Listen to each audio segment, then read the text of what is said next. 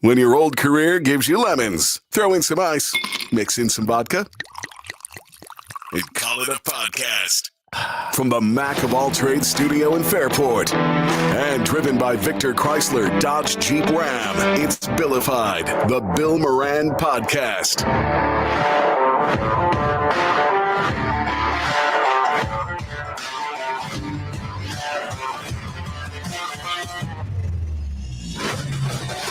Well, hello and welcome. Thank you for getting your pod on. Thanks for telling a friend. That's how we spread the word about the pirate ship. I don't know if we call it a comeback, but former President Donald Trump was reelected and will return to the White House as America's 47th president after defeating Vice President Kamala Harris. And he has J.D. Vance, the junior Ohio senator, who will serve as his vice president. And I think that I don't know if people know how to feel about this, what to think of this. I'm more of the mind that sometimes you control what you can control.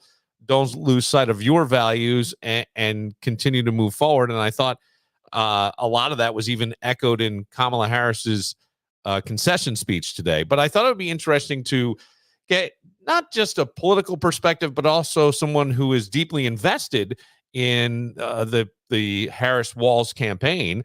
And that would be Dr. Bowers, who is a retired political science professor from St. John Fisher University. He's also an author. He is also a podcaster. The man does it all. He just never stops. Hello, Dr. Bowers. And he's in his gym clothes because, as he told me, he's got to keep himself young. I do want your viewers can see this, but your listeners can't. I am perfectly matched to Billify's. You are. Color. We have the yellow or sweatshirt, and while you can't see it, I am wearing pants, but I'm wearing black joggers. I match your logo colors. It's amazing. Thank you for that. When are the Billify hoodies coming out? Well, I've been asked that quite a bit, actually. There's I get emails every once in a while, and I have to do that. I think in 2025, we'll launch that. By the way, I am going to correct one thing you said. Yes. I am not heavily invested in the Harris-Walz campaign. What I'm heavily invested in is the values of our country, which Donald Trump and his MAGA supporters do not truly represent. So that would be a very fair correction. And I think that there was something as we get into this, because I think my first question to you would be, is this one of the biggest political comebacks ever? Don't forget, we had an insurrection and people saying he'll never step foot in the Capitol ever again.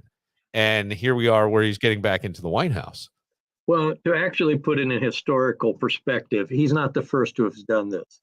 He might be the first felon who has done this and the only felon who has done this. But Grover Cleveland served two non-consecutive terms. One lost one. Okay. So, Lost one. It's historic in the sense that it's only happened once before. There's some historic aspects, none which are flattering. Like I said, a felon elected, a predator elected, a pathological liar elected, and the fact that the American public did it consciously speaks ill of the majority of the American public, because they are his co-conspirators here. Well, we would say, and boy, I have to say, Dr. Bowers, they spoke loudly, because it was kind of a overwhelming. I didn't think that it would be as significant a win as it was. Let's put it that way. I thought it would be closer.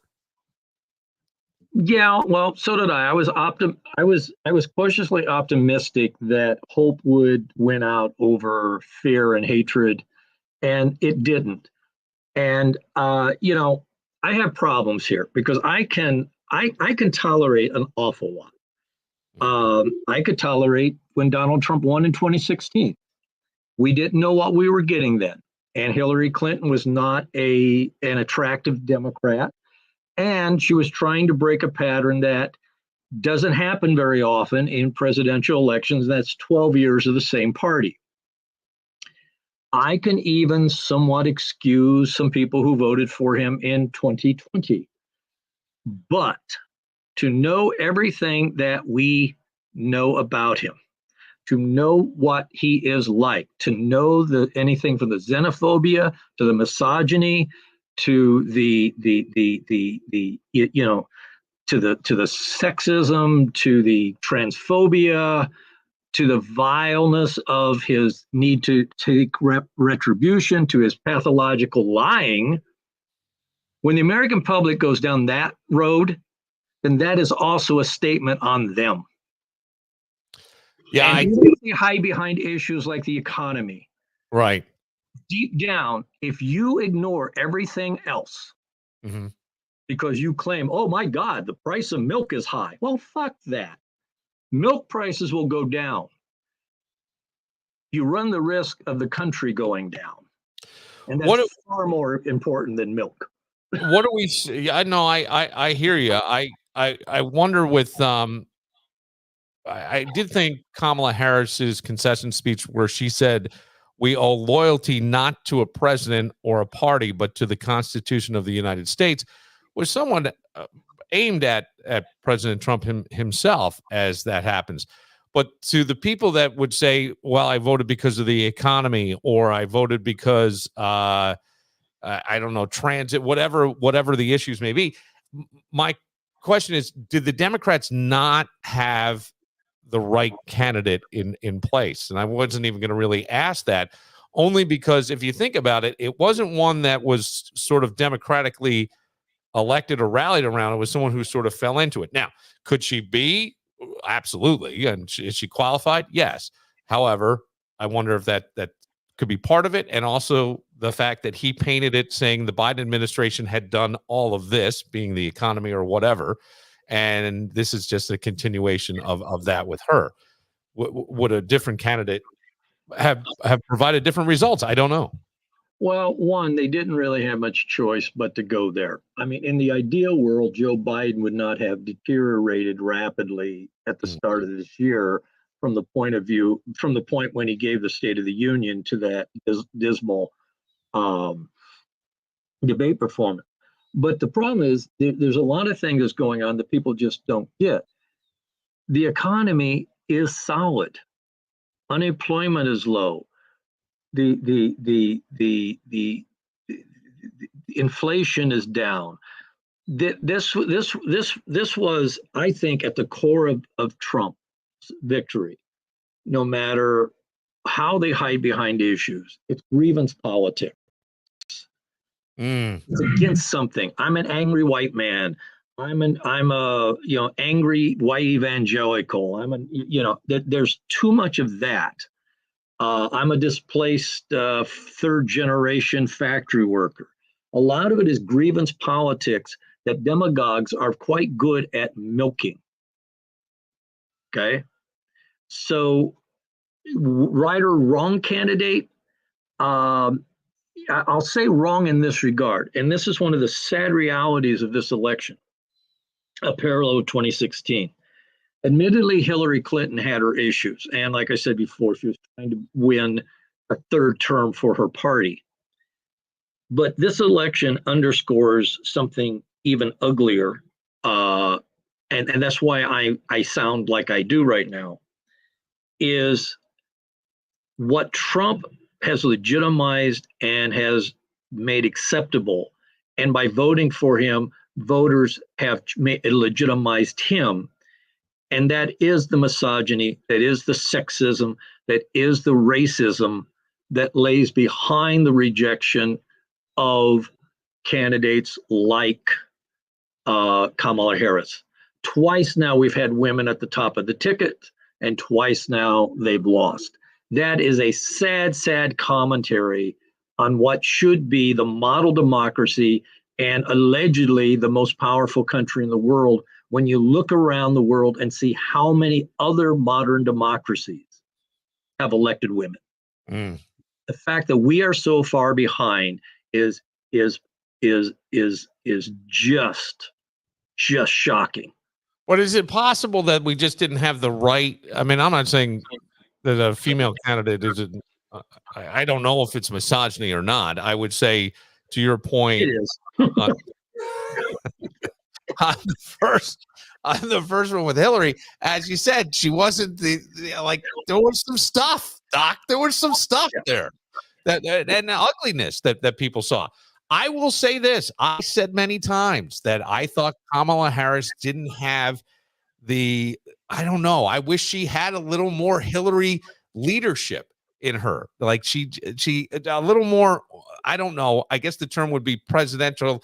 Where she stood up and just took a real command of a crowd. When she spoke, I think she was sometimes soft and not used to that command. Where Hillary, I mean, you knew who was standing at the top there. And I'm just saying that in terms of, let's talk the masses, right? I mean, look what happened here. We know where we are today, and really, what I don't know how you feel about that. I just wonder. Okay. Again, I'm not, when I say, I didn't mean to interrupt you, but I'm not accusing you of this, what I'm about to say. If she would have been a man, soft-spoken, aspiring, hope, and so forth, would you be even raising the same question? I don't know. There's oftentimes I'll see people, that's a fair question. There's oftentimes I'll see people and I can just see in the person, I'll go, I'm not sure that they're a leader.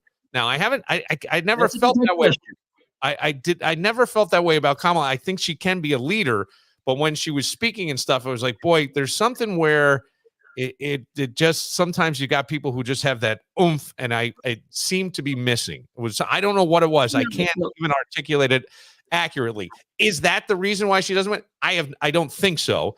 I think that a lot of it was, as you're saying, I think this is, to put it in even more crass terms, a giant fuck you to the establishment. Well, but you know what? The irony of that, it's the so-called establishment that has provided everything from Social Security to college loan programs to infrastructure programs. There'd be a lot of unemployed construction workers if it wasn't for government, whether it's state or local highway grants or national grants. Right. You say this idea of that, where it's a fuck you to the establishment, also shows an ignorance on the part of the American public that voted this way, because they fail to realize how much of their life benefits from what government does. Right. Okay? Everything from your police protection to your national security to your fire to your schools to to the quality of the food that you eat. That's all government. That's all the establishment. That the swamp that Trump claims he wants to drain. You can't function in a modern society or a true civil society without an establishment. Yeah, that's very true. So it's like, again, he plays on the fucking fears of people. That's what tyrants do. That's what demagogues do. That's what narcissistic, pathological human beings do. Kamala Harris, she was soft-spoken. She tried to seek aspiration. She tried to point out the risks to our democracy. That's different. That is different. That's more hopeful. Exactly. But here's the thing: is the way I look at today, and I don't know that I had really given it too much thought, but right away you see where things went, and I just thought, where do we go from here if you're not in line with this? Because the majority of the country, both popular vote and electoral college vote, really they voted Trump. Okay. By the way, what was the what is the current percentage? I don't even know at this point. I don't think I do either. You know the popular vote? I'm sorry, I didn't mean to interrupt you, Bill. No, that's fine. But my question would be, to me, it would be, okay, so let's roll up our sleeves and figure it out, and keep going forward and keep our ideals and keep our things. I heard even Jon Stewart, and I'll play it a little later as we wrap up. But he said something to the effect of, you got to get up and you got to keep, going forward. And I thought, shouldn't we always be trying to be the best we can be and make it a better place for our kids, our families, our friends. Just be a good citizen and move forward. I know that doesn't seem to be the rhetoric that came out of one side, maybe over another, but that feels like the best way to move forward to me and to continue to push for your ideals. Now, I do know that the Senate went red, but I'm not sure where the House stands as of yet. So, look, here's part of the problem with that. Yes, in our individual lives, we can do that. But we also need our government to model behavior. If you want that kind of coming together, government has to model behavior. This is not going to be an administration capable or wanting to model behavior. Okay? Mm-hmm. What they're going to want is, remember, this is a man who says, I'm going to be a dictator on the first day, at least for day one. This is a man who said, I'm going to have mass deportations. Now, does that sound like somebody who's trying to bring about the better in us? No, it doesn't. So where's the modeling of behavior that would inspire us? Here's again, here are the differences. Okay. First off, Donald Trump is the only individual I know who can make Richard Nixon look like a normal, admirable politician. Okay? Yeah, okay. Here is the fundamental difference. Every president we have had up until Trump was first elected, and now particularly this version of Trump, at least pretended to believe in the rule of law. Even if they were finding ways to break it, they at least mouthed the values. Right. Okay? They knew that there were limits. Nixon knew there were some limits on what he could do. Nixon, when the courts told him to turn over the tapes, for example, turned over the tapes. Okay? Nixon knew how far he could go. George W. Bush knew what the rule of law meant. Mitt Romney knows what the rule of law meant. John McCain knew what the rule of law meant. Donald Trump does not know what the rule of law means. He knows what rule means. Right. But he doesn't know what the rule of law means. When a president refers to my generals, that's what Hitler does. That's what Stalin does. Yeah. That's what authoritarians do. Fidelity to the Constitution, fidelity to law does not matter. And no matter, and so on that level alone, sadly, that's a sad commentary also on the American public that they don't understand the fundamental necessity of the rule of law. That, even forget that he's a misogynist, a pathological liar, and all those other things. It's also the fact it's the rejection of the rule of law. Yeah, I was surprised that for many that the insurrection wasn't a bigger issue. Well, it was a love fest. Look, one way or the other, I think my thing is like, okay, so now it's happened. It's out of our control. There's really nothing we can do about what has happened. So what would you like to see, Dr. Bowers? All right, let me rephrase that question. Hang on. No, go ahead and ask it. I'll behave myself. No, I heard the left. But what would you like to see as we move forward in terms of government and things? Well, let's say that the House does stay in Democratic control. At least there'll be some checks and balances there. And who knows what would happen in 2 years when the Senate's up. But I asked that. I don't know.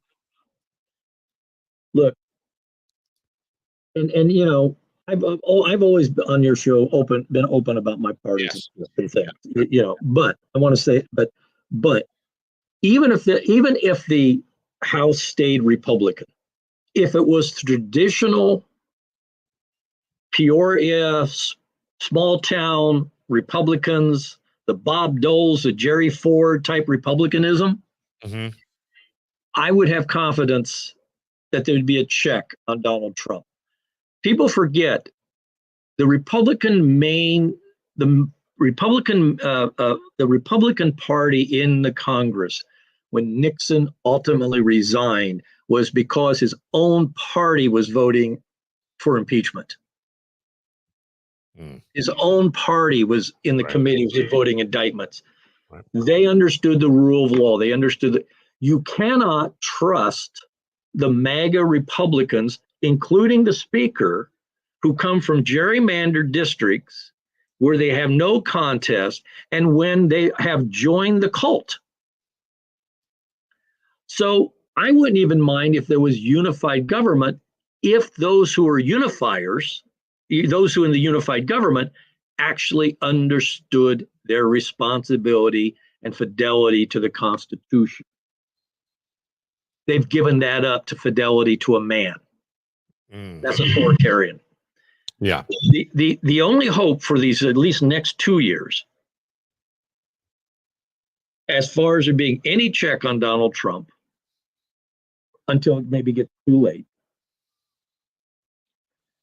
is for Hakeem Jeffries to be Speaker of the House. Okay. And the Democrats to have even a small majority where they can block the most inane things. However, that won't stop Trump. He has the executive power. He has a Supreme Court that gave him pretty much immunity. And so there's even going to be limits to what the Democrats, if they can control the House, can block and prevent. Okay? Yeah. Now, your question, the one I was getting ready to answer, what do I hope to happen? You know what? I want the country to go down the fucking drain these next 2 years so the people who voted for Trump understand exactly what the fuck they did to a country that was a model, a constitution that has stood the test of time until Donald Trump. I hope they get every fucking thing they ask for. See, and here because it's going to come back and bite them in their own fucking ass. I was kind of hoping in a way that it wouldn't. I thought, well, maybe the economy comes back a little bit. I don't know. I was trying to have a silver lining, Doc, a little 25% tariffs on everything built in Mexico. Yeah, I thought that was really. How much you pay for your new car, Bill? Well, see, this is where I thought he was talking about doing that, and I don't know if it would be possible or not, but let's go and say it was. But that was a way to keep, and then boy, that really spoke to, as you said, the third generation factory worker, where the factory's being taken out of, my hometown, my family's worked there, and we're going to Mexico. And so to that guy, it's like finally somebody's standing up and fighting for me. And I really felt. Oh, sorry. Yeah. No. Go ahead. Those jobs aren't coming back. And if they come back, they're going to be automated anyway. The best deal the UAW got was under Joe Biden, a president who was willing to walk a picket line. The first president ever to walk a picket line. Yeah. It's the classic Jim Jones. Why don't they just all go down to some South American country and drink the fucking Kool-Aid and end it all? That's what they've bought. This is why I hope they get exactly what they deserve. Well, but then we all get it though. That's the thing, and I don't want that. I mean, what if we? I don't know. I was really hoping that with this democracy, they voted for him. I know they want to get what they asked for. I understand. You regretting calling me up this afternoon yet? No, I'm not, because I think I'm definitely not, because I think that a lot of times words are I don't think there's enough thought on many things these days, and I think that we hear sound bites and we move in a world that we have a world that moves faster by our communication and our attention because of these types of things is shorter than it's ever been. And I think that people hear sound bites and things and they don't do the research or the thought provoking behind it. And so part of the reason to have you on was to say, how do we move forward and what would you like to see in terms of a unified government? But also because I do know, and you have never, ever been shy about where you stand politically. I wanted to also say all these things of, oh, the crying libs, oh, they're this, they're that. I wanted somebody to say factual things about the election that sometimes we're not able to see because we get hit with so much information so quickly that we're not digesting it and we're not thinking that. And we're not, not everybody is clearly a doctorate in political science. Yeah, and by the way, and in fairness to your listeners and viewers, they may question whether I'm spouting fact or not. I do like to present things in somewhat exaggerated manners to get the point across. But the type of fact I'm talking about, let's do a difference. Okay. Let's say this was Liz Cheney that had won the presidency. Okay. I would disagree on so many things that Liz Cheney would believe in. Yes. And her policies. Yes. But I wouldn't believe that Liz Cheney and be convinced that Liz Cheney was a threat to the country. Liz Cheney is a patriot, a true patriot who understands fidelity to the Constitution. What the MAGA supporters don't understand, and maybe they don't want it, in their grievance, in their drinking the Kool-Aid, in their buying his fucking gold sneakers and commission watches and his Bible and his hats that are made in China, all fact, by the way, maybe they don't want fidelity. Maybe they want 1864 America again. Maybe they want McCarthyism again. Maybe they want Jim Crow again. Yeah, I think sometimes yes, I hear you. I wonder if many people feel like that stuff is sort of hyperbole that he would spout, right? I think he said we'll go after people who don't step in line. More or less, I'm paraphrasing there. I think he's threatened to go after media people he doesn't like, Jimmy Kimmel's and others like that. But I always just think that's like WWE wrestler talk, and I unfortunately dismiss it and don't really even count it as a real issue. And wonder if most people do that as well. No, well, they shouldn't, because here's one of the other impending dangers of Donald Trump returning to the presidency. And I'm obviously not original in spouting this view. When he won in 2016, Donald Trump was as surprised as anybody else. They did not expect to win. I am convinced of that. There was no game plan.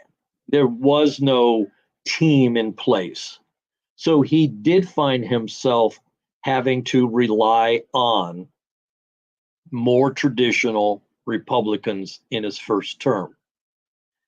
Anything from how do you put it, Reince Priebus or Priebus, whatever, his first chief of staff, the generals that he put in. Sure, there was a few Looney Tunes that he appointed into the cabinet, but many of the people were somewhat established or Republicans, or they were conservative but not MAGA.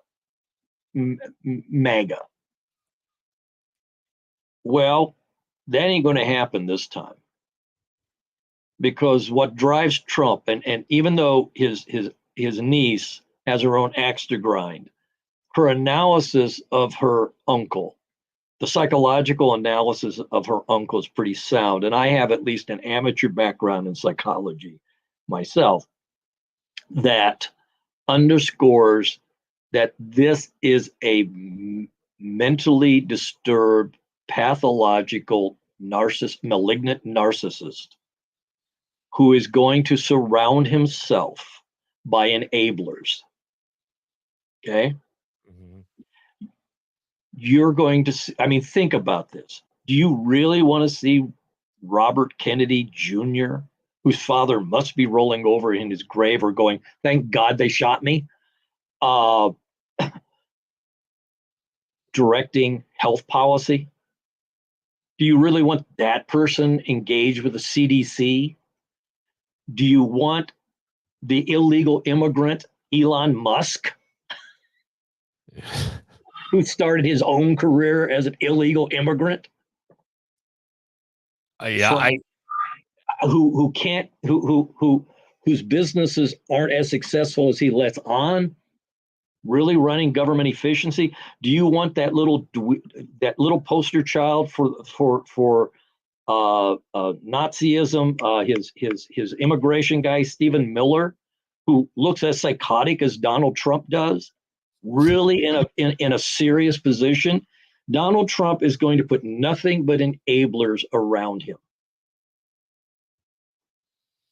That means he's unchecked from within.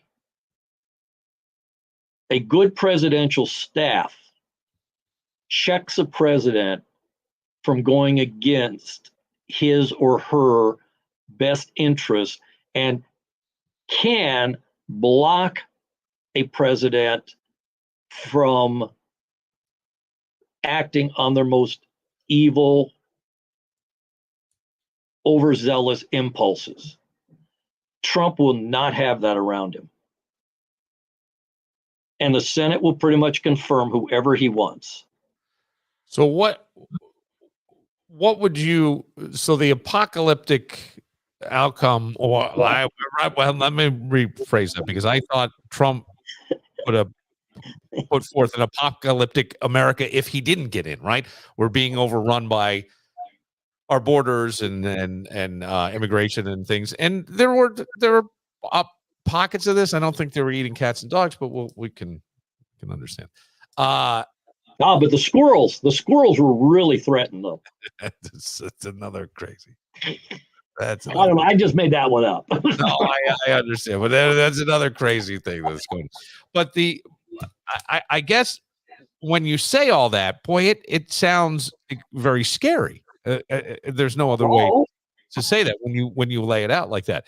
So these next 4 years are scary. I always kind of felt like, how much does your life, and this, as a political science professor, may make you itch when I say this, I always wonder, how much does your life really change by who's in the White House? Actually, that's a really good question.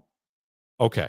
But okay, I may have cut you off. I have that was my thing. I thought, how much does it really change in this time directly to you? I always feel like one thing we don't pay enough attention to is our local politics, which seem to have a greater impact on your everyday life, if that's accurate. No. Look, generally speaking, frankly, who's in Albany and who's in DC has marginal impact on our day-to-day life. Day-to-day, right. Now, I'm going to say something that's going to sound totally contrary to how I've been ranting, and some of your listeners and viewers will say, he's ranting, Bill, why are you?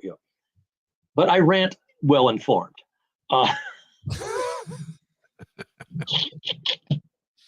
Hey, by the way, I'm this bad on our own podcast too, Bill. Oh, I like this because I still think that one of the things I've always wanted to do, and I tried to do in radio, and maybe less successfully, was have intelligent discussion about things. And where there's often this, we need to have a discussion.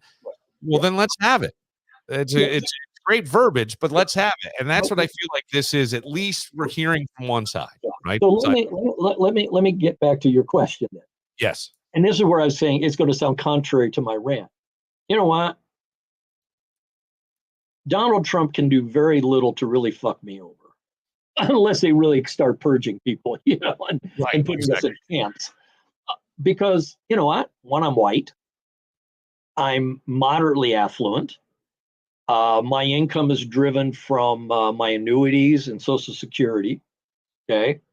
And what little bit of outside income I have. I don't rate, by the way, so you know what? Will my day-to-day life be affected other than some emotional affect? Nah. Right. But you know what? But that's not enough for me. And this is why I hold the people who claim they voted for Trump because of the economy guilty. And as bad as he is, or for whatever bogus bullshit reason they really gave. I worry about the people who aren't you and me. Yeah. I worry about the immigrant. I worry about the woman who may bleed out. I worry about the trans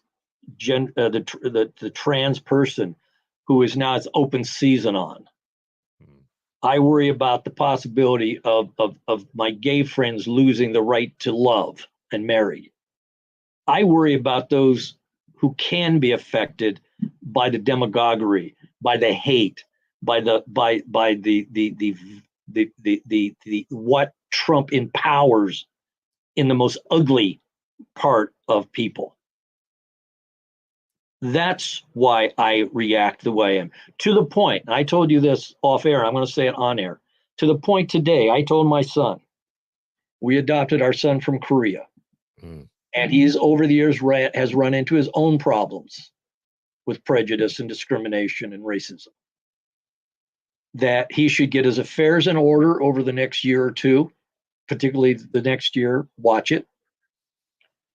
And that he should seriously consider immigrating to Canada, and particularly the eastern part of Canada that has a great deal of diversity.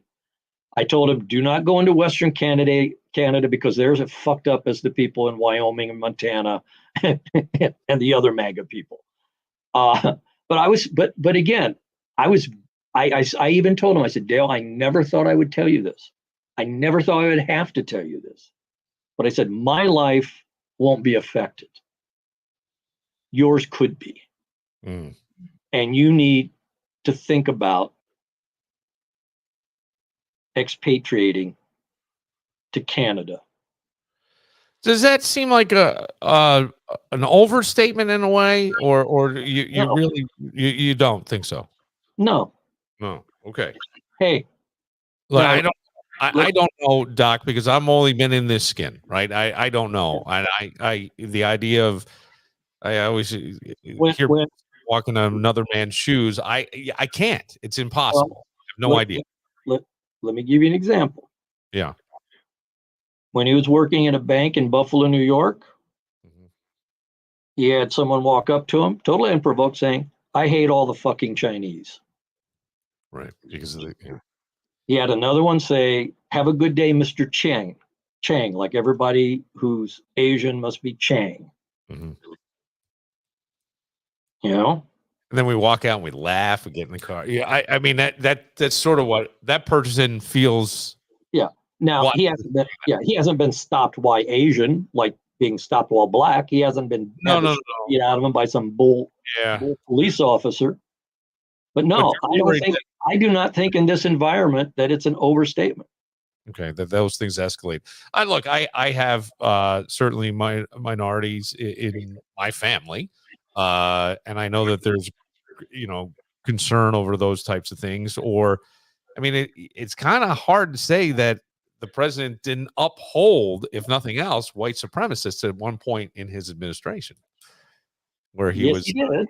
Yeah, I mean, so that's people on both sides. You want to say that's not fake news. That is true. But I like to think in a way that I wonder this. Sometimes the pendulum swings so far in one direction and then it starts to come back into the other. And I'm not saying this so much politically, but more into the idea of, can't we just, I do believe on both sides, many people, and I saw this a lot today on social media. Thankfully, the political ads are over. Thankfully, I can stop hearing the whatever.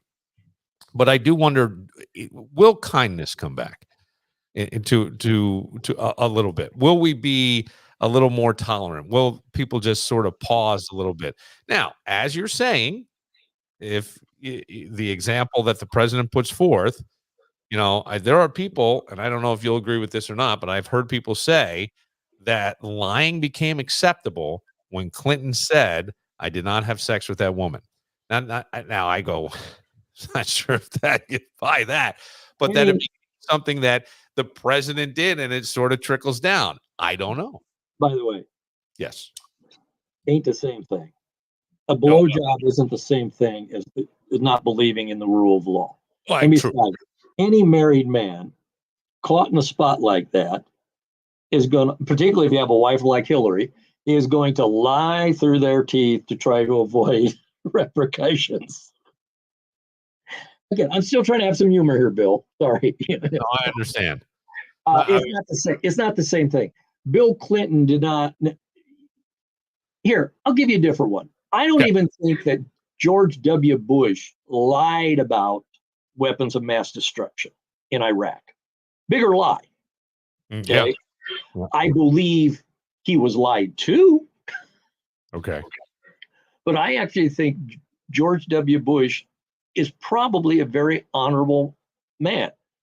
That just to watch the relationship he has with the Obamas now suggests that there is that he's different than the caricature we had of him as president. I think W was fooled, possibly by Dick Cheney and some other of the neocons and others around him. And I think he came to believe there were weapons of mass destruction. But I don't think he lied about it intentionally. Trump is incapable of telling the truth. Examples. He is not capable. Oh, okay. He can claim today, oh, I won. That's the truth. Fine. Yeah. But when it comes to the larger points, no. And it's the whole combination of he's not going to model good behavior. He's not capable of it. He can read a teleprompter and then forget it 30 seconds later. Now I'm going to go in another direction. If we talk about Biden's decline, people hang on to your seats because you're going to see such a rapid cognitive decline in Donald Trump between now, possibly when he's sworn in or within his first year, that we will be in another constitutional crisis, and that is whether to actually seriously invoke for the first time, the 25th Amendment. Yeah. I was trying to think if I that has never happened. No. No, I know it's been bandied about, but I don't.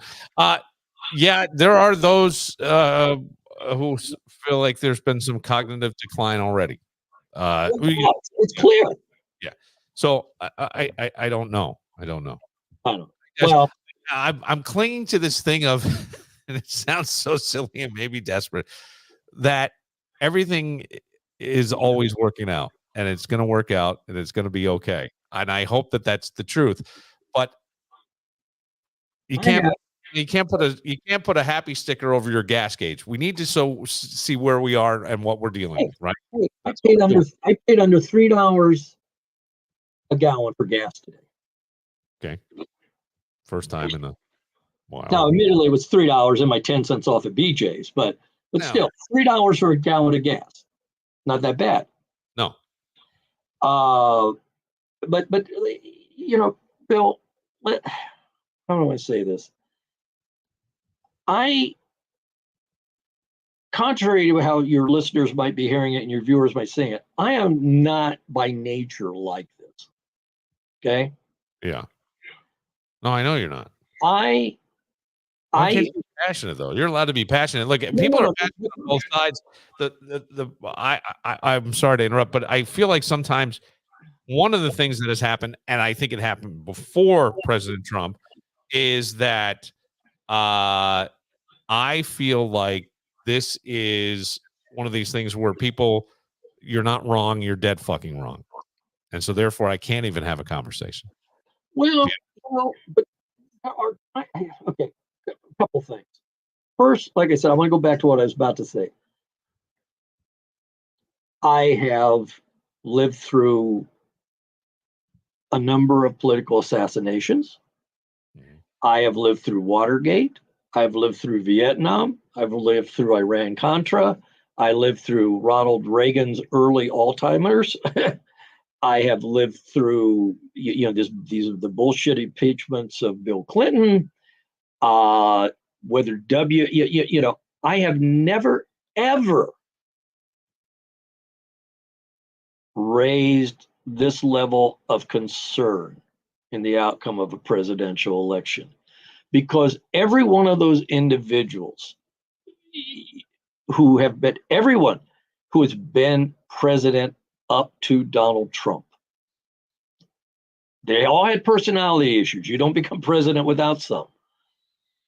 But they weren't pathological. They weren't malignant. Lyndon Johnson on his worst days may have lied about the Gulf of Tonkin, but the only thing Lyndon Johnson really wanted to do was out FDR. His personality drove him through his insecurities to try to be more like FDR. He wanted to be out of Kennedy's shadow. He wanted to be loved for himself. You know what? He did a lot of good things with that messed up personality.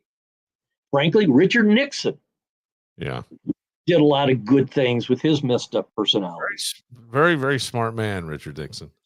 But they all still believed, even though they had power, they all believed in doing something right for the country, not just right for themselves. They weren't pathological. Okay. Now, to your second point about having discussions with people who disagree with you, I can still do that. But you know what? I have to admit, I'm increasingly drawing a line. I think people have to defend why they voted for Donald Trump, why they're willing to accept all that we know that's wrong with this man, all that we know. And I cannot stay friends with somebody who embraces hatred. I can't have a discussion with somebody who denies their implicit biases and their fears. Those people don't necessarily deserve to be talked to. What's the point? See, what you're asking for are traditional differences between people. Yes, I am. Yes, MAGA I know. Isn't that? It's not conservative. I just think that most people looked at this and went, okay, it's not that bad. Yeah, he's got these things, but it's not that bad. We'll get a better economy. And, maybe he can cut the deficit by $2 trillion, as he said in some speech somewhere. And those things would be good. I'm hoping to a certain point that the other stuff is kept in check. Maybe, but I don't know. And I think I don't know at this time. I'm going with the glass half full, not half empty. And maybe that's and God love you for doing it. Which, by the way, I think they bless your heart. I mean, I was just getting ready to say, I'm just from the part of Illinois that's southern enough to go, bless your heart, or with all due respect. Yeah, I know, and I think that most people, but I feel like that's where I'm at today, and maybe that's to just go forward, because as we said, at least for us, to your point, at least for us, as the president really isn't going to impact my day-to-day life too much. Whoever's, but yes. And again, I'm not gonna slip my wrists over this. Right. I'm not going to become suicidal over this. I have made some conscious decisions. For example, I've taken Google News off my phone. I've taken all my media stuff off my phone. I'm avoiding the news. Okay. I don't want to hear it. I don't want to hear about him. I need that for a while. I am thankful that Hunter, what he thinks he's entitled to, he can't run for a third term. He has no power to suspend the Constitution. You can't do that, even though he might think he does. But I don't know. But I also worry about what happens in the world. You know what? Kiss Ukraine goodbye. Ukraine's going to have, Ukraine's being handed to the Soviet Union. Why do you say that? Because I He'll withdraw American support from Ukraine. Yeah. And that is crucial. The Europeans can't do it all alone. There's a lot of people who feel like, and I do think this is a popular line of thought, that why are we supporting a war in Ukraine when we have so many problems domestically, and that $90 million or whatever was sent, or I don't know the number, forgive me. Why wasn't he used domestically to improve home? And I think that, having talked to somebody who did a documentary on Ukraine, that this war started, a couple of years ago, when they went into the small countries that used to be part of the USSR that don't have means to stand up to them, and took over. And then slowly, when they came down, and that there is propaganda within Russia, and I don't know how accurate this is or not. I've never seen it, but I've been told by somebody who was in Russia that there is propaganda that he wanted to go and take over all the way as far as he could to France or whatever. I don't know. And so sorry, go ahead. I'm not an international expert, but I do think that, to shift gears, I think Putin wants the old Soviet Union back. Yeah, he does. But again, I guess my main point is again, I know I sound like I'm quoting kind of liberal catechism, but you got to worry about a president who admires dictators. How about admiring Churchill? How about admiring Willy Brandt? I think that was his name, for the one of the chancellors of Germany. Why not admire real leaders who were strong but yet protected their country and the world? Why not embrace Franklin Roosevelt, or hell, even Ronald Reagan? Right. It's but again, I get what you're saying, and in my own life it'll go on, but I can't help but hope to a degree that the people who voted for Trump out of their own self-interest, and let me give them fair. Oh, the economy sucks, or I think it sucks. Okay, you didn't consider the consequences. You considered only yourself.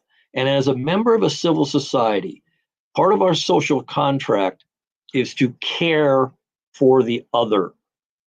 We are not autonomous beings in a civil society.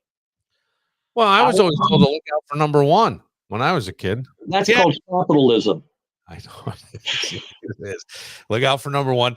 And the other was, I think we've become a rather narcissistic society myself. Well, and you know what?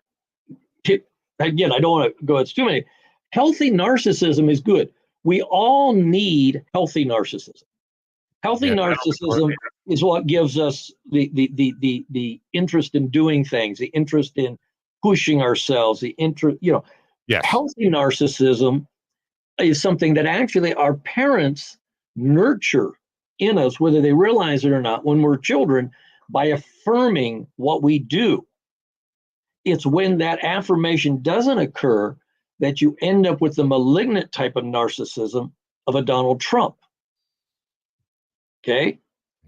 Narcissism in and of itself is not a bad thing. Okay?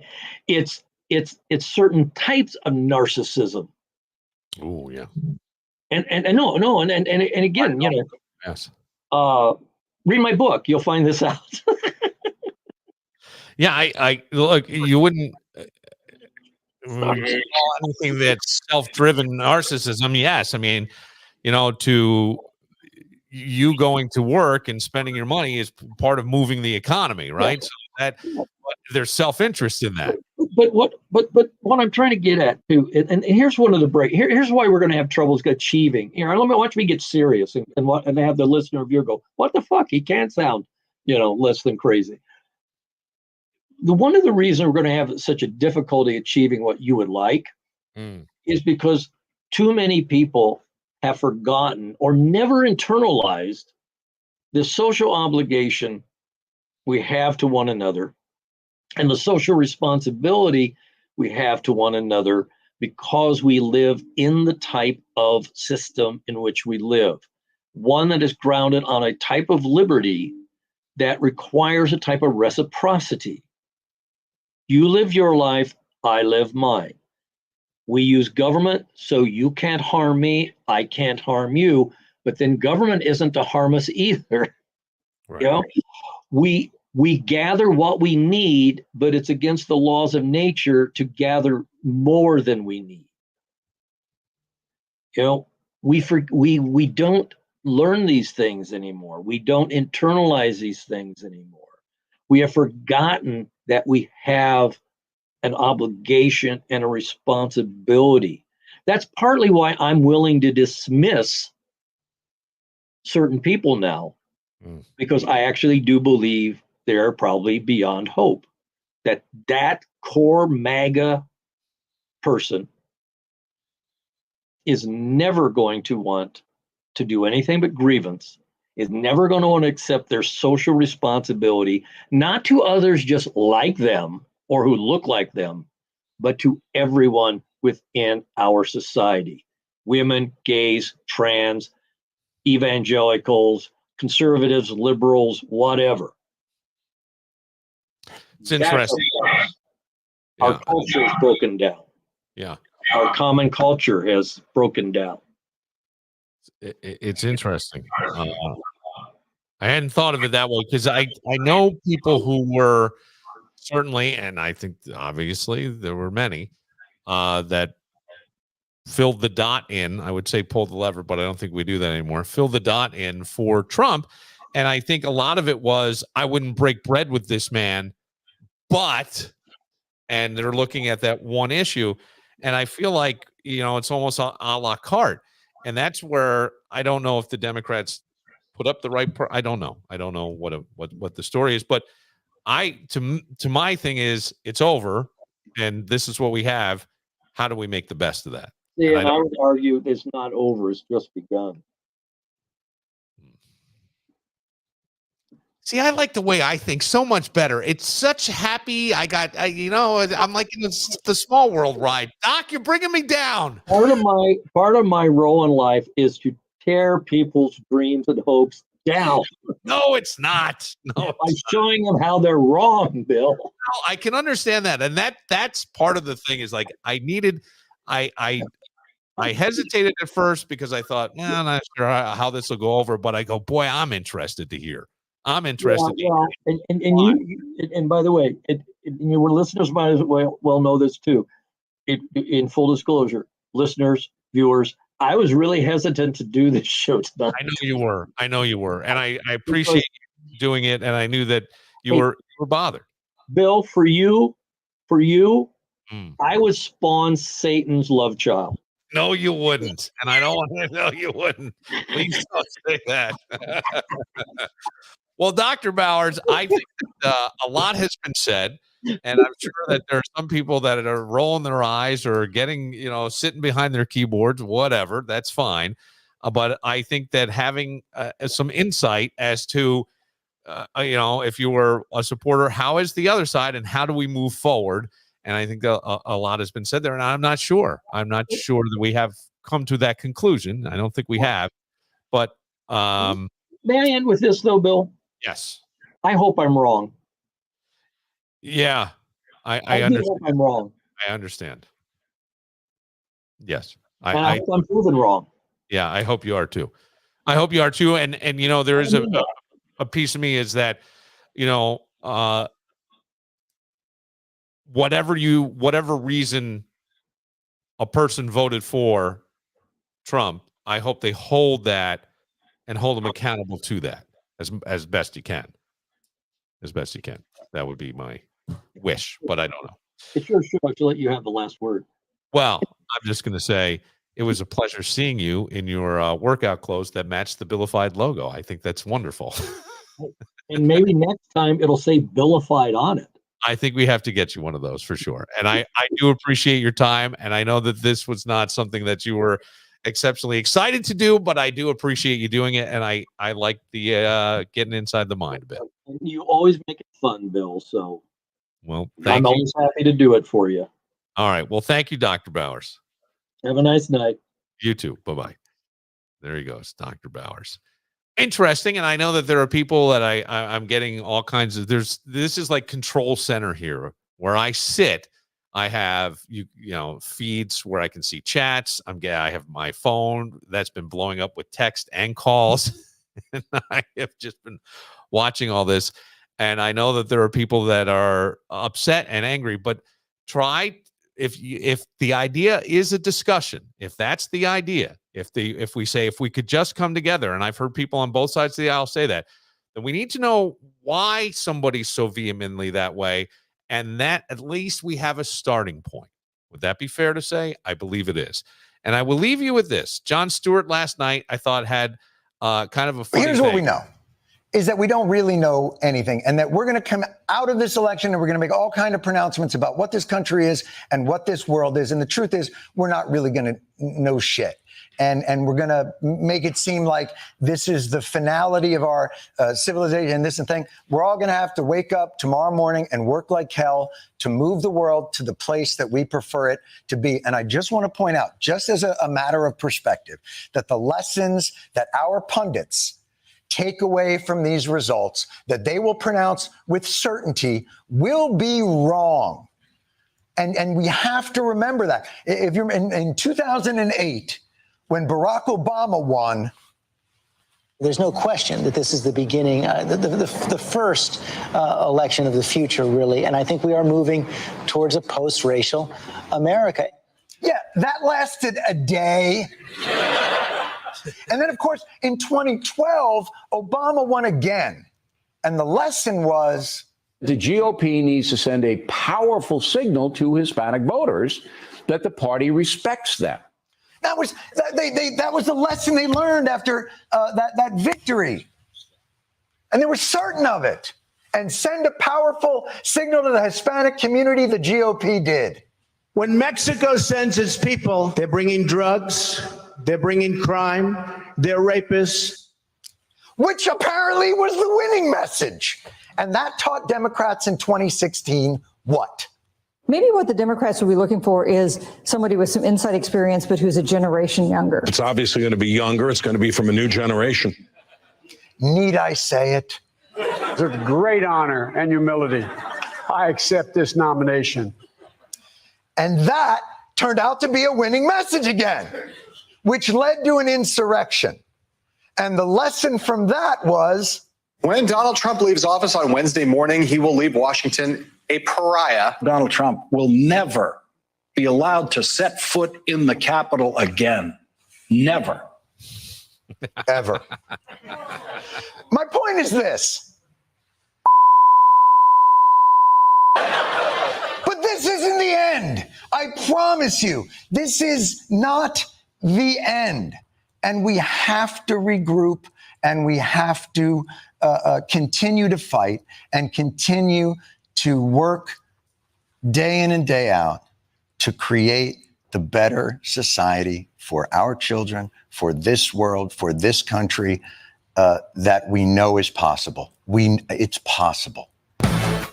Here's what I want to add to that one last thing that Jon Stewart said. I feel like that's what we should be doing already every day. We should try to be making it a better society every single day. And I think that this stuff gets a little inflamed. I think that things are inflamed right now. I think they're inflamed on both sides. I think the ignorance is on both sides at times, and we need to just kind of step back and take those last words and make it a better society for all. And on that note, we'll wrap it up for Dr. Bowers for the 365 comments that I haven't gone through yet and all the different platforms. I appreciate that. I'm Bill Moran. I'll see you tomorrow. I woke up in the hotel, didn't know what to do. I turned the TV on and wrote a letter to you. The news was talking about a dragnet up on the interstate. Seems they were looking for a Cadillac with Tennessee plate.